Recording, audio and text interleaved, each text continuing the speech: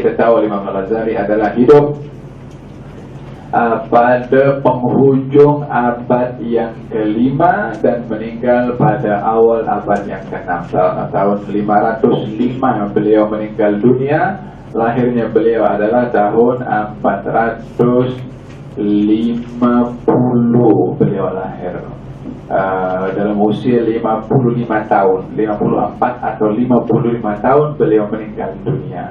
Setelah mengharungi perjalanan di dalam hidup, berbagai dunia dilalui oleh beliau, Imam Al-Ghazali.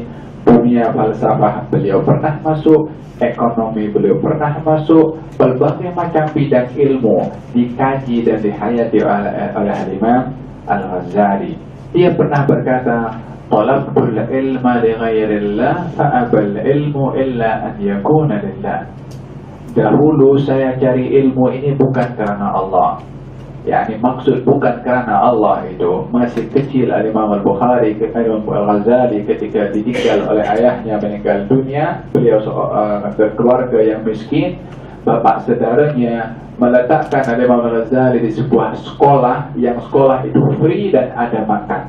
Imam Al-Ghazali diletakkan di situ pasal keluarganya tak mampu nak beri makan, diletakkan di situ. Maka belajarnya pada waktu itu adalah karena kesempitan ekonomi keluarga Imam Al-Ghazali. Maka dinilai pada awalnya adalah dia berada di situ karena lapar, karena miskin.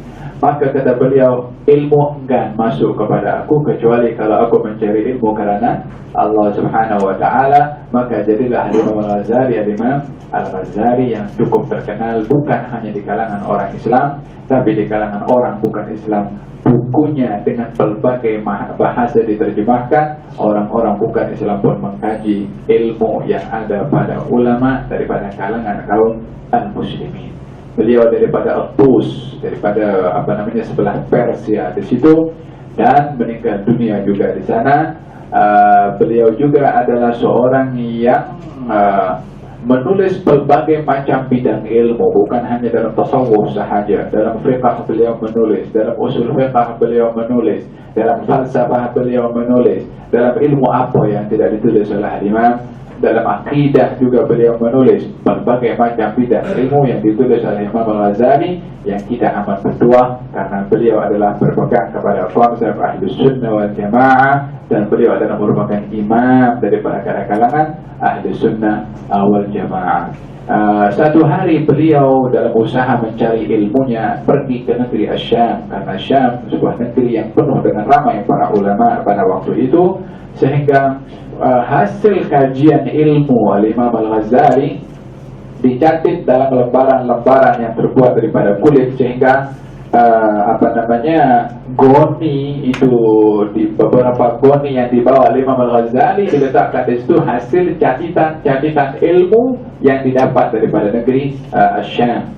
Dalam perjalanannya, perompak ini kafilah, yang diantara kafilah itu ada Imam Al-Ghazali, dirompak semua.